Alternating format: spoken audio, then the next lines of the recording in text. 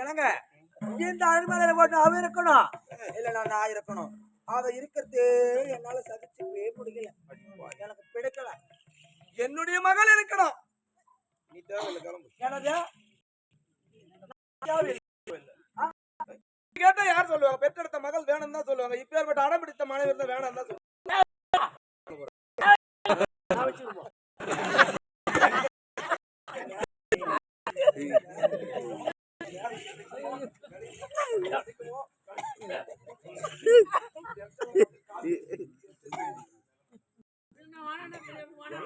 கிடைக்குமோ பாக்குற கோத்து என்ன பொண்ணு நான் வாழ்வா இல்ல வாழுமா?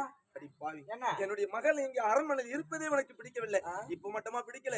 சின்ன குழந்தையில இருந்து அவளை கண்டாலே எரிஞ்சு விடுது. இப்ப என்ன கேக்குற? மனைவி வேணுமா?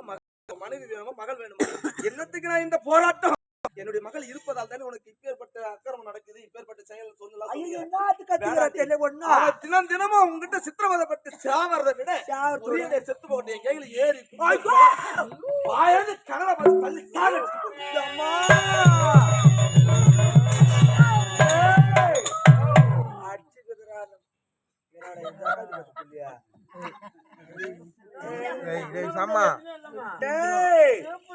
நான் நினைத்தது சர்வ சாக்கிரதையாக வந்து என் கையில் சேர்ந்திருக்கிறேன்.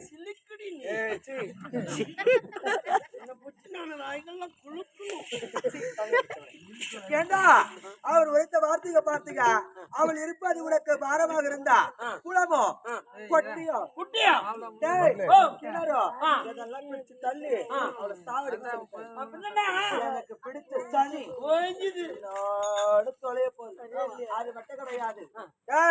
குண்டு புட்டு தூள மாட்டேன் எதுவும் போட மாட்டேன். தக்காச்சி இருக்குன்னா பிரயோஜனம். ஒரு வேலைக்கு பிரயோஜனம் கிடையாது. எடுனா எடுத்து கிடையாது. புடிதா புடிது கிடையாது. எதற்கு இல்லாதவோ இப்பொழுது என்ன தெரியுமா செய்ய போகின்றேன்? இப்பொழுதே 10வது சந்திக்க போகின்றேன். அவளிடம் சாகசமாக பேசி அதோ தெரிகிறதே மலர்வனம். அந்த மலர்வன பக்கத்தில் ஒரு பாயடைந்த கிணறு இருக்கிறது. ரொம்ப அந்த கிணத்துல பிடிச்சு தள்ளி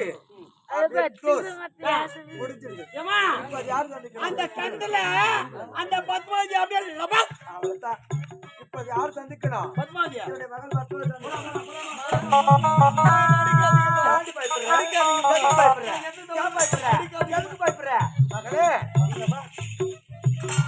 அம்மா அடிச்சுக்கின்னு கோபமா இல்லம்மா. ஏண்டு நீ ஒரு பெண் பிள்ளையாக பிறந்தவள்.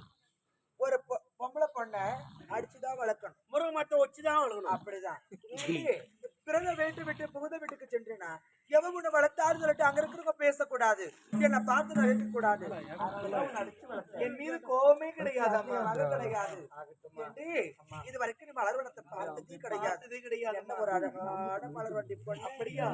ஏற்பட்ட அழகான மலர்வனத்தை நடத்தி போகலாம். வாங்க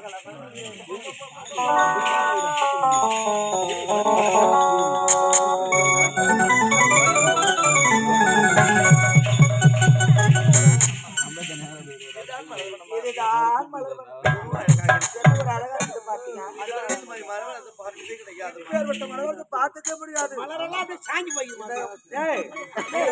தண்ணிதான் ஊத்துட்டானே. தண்ணில அதை பாடி போயிருக்குதுடா. மான்கள் துள்ளி துள்ளி ஓடுவது மயில் தோவரித்து ஆடுவது.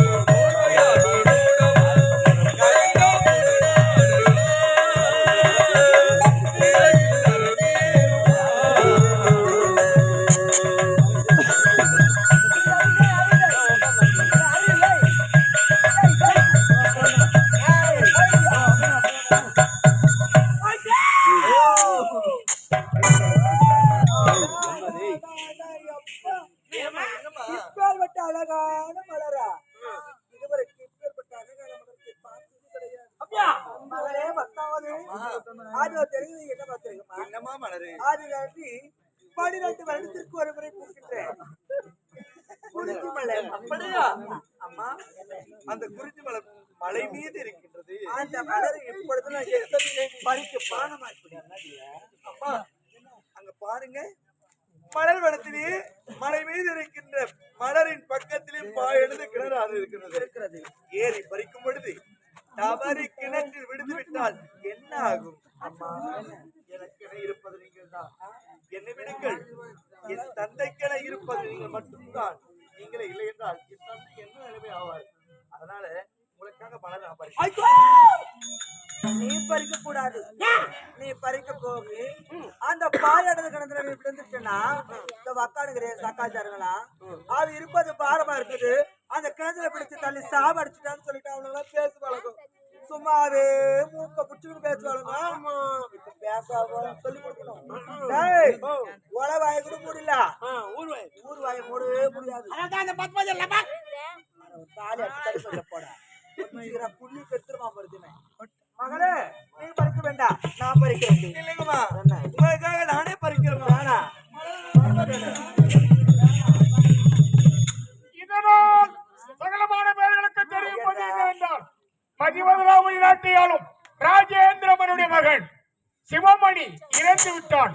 மடிந்த பிணத்திற்கு யார் ஒருவர் பெண் கொடுக்கின்றேன் என்று முன்வந்து பெண் கொடுக்கின்றார்களோ அவர்களுக்கு நாட்டின் பிரதிபாக சொத்தையும் 10 லட்சம் ஒன்றும் இனமாய் தரப்படும்.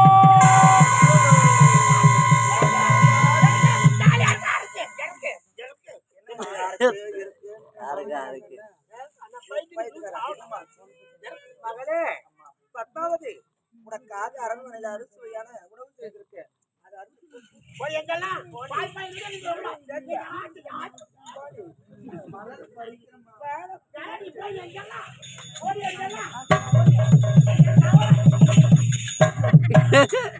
வேலைக்கு ஆகாது. எனக்கு கிடைக்காது.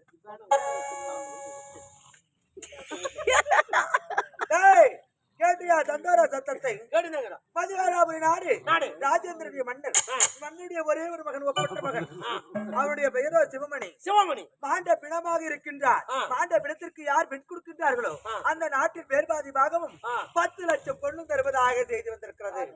ஏண்டா அவளை சாவடிச்சா என்ன பலன் என்று கேட்கிறேன்.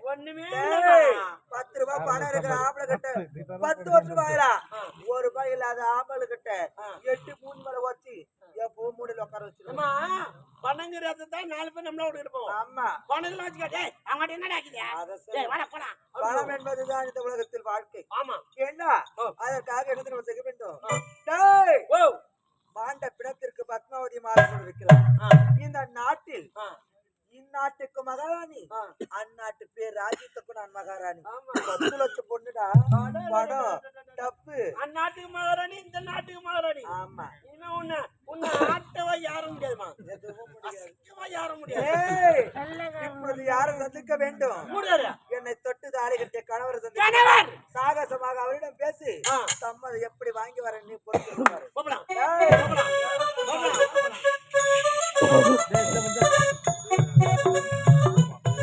என்ன நடக்கிறது தெரியவில்லை. வர வர இந்த அரண்மனை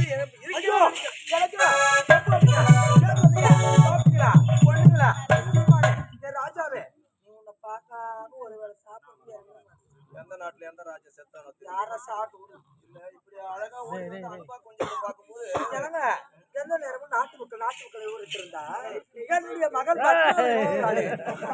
காலத்தில் திருமணம் செய்திருக்கிற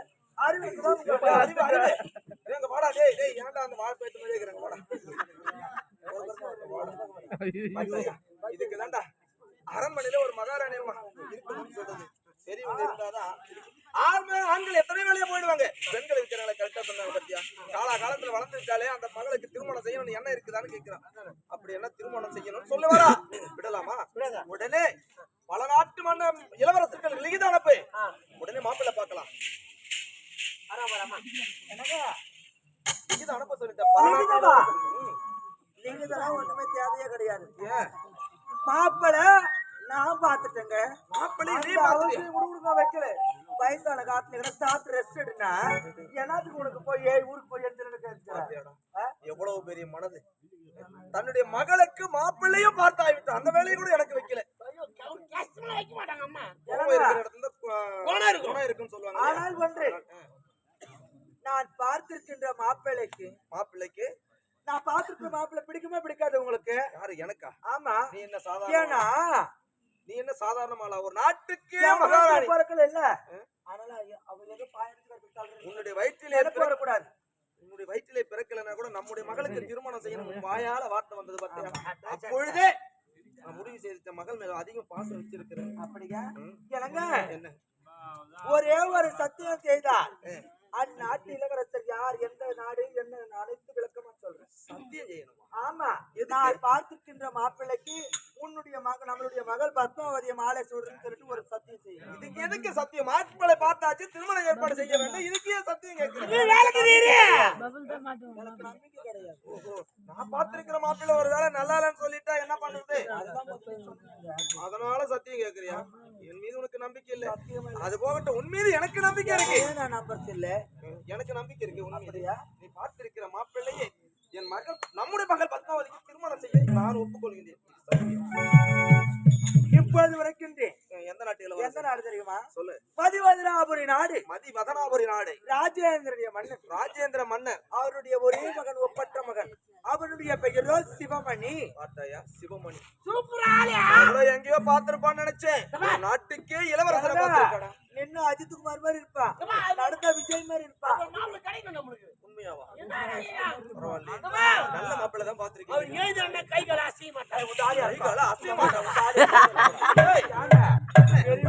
மரியாதை யாராயில வந்தா எழுந்த ஓட மாட்டா, ஓடியார மாட்டா, அமைதியா உட்காந்துட்டு வேற என்ன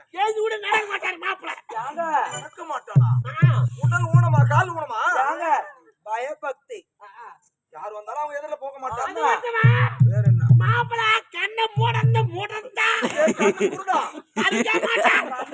இல்லைங்க. வேற என்ன? மாலையிடும் பெண்ணை தவிர மற்றொரு பெண்களை பார்க்கவே கூடாதுன்னு அவருடைய எண்ணம். அப்பேற்பட்ட மாப்பிள்ளை பார்த்துக்கிறேன். அது வந்து வா, கூட பேச மாட்டேன். தனிப்பதில போடும். நீங்க சொல்றத பார்த்தா எனக்கு என்ன சந்தேகமா தோன்றுது. உங்களுக்கு சந்தேகம் வரவே கூடாது. நீங்க சொல்ற வார்த்தைகளை கேட்டு பாரு எப்படி இருக்கு. அடுத்தா எழுதுக்கிறேன். குடியிருக்கிறது பையன் அவன். யாரா சொல்லி தொலையடா. சொல்லடா. இறந்து போன பிணமாகிறாய்.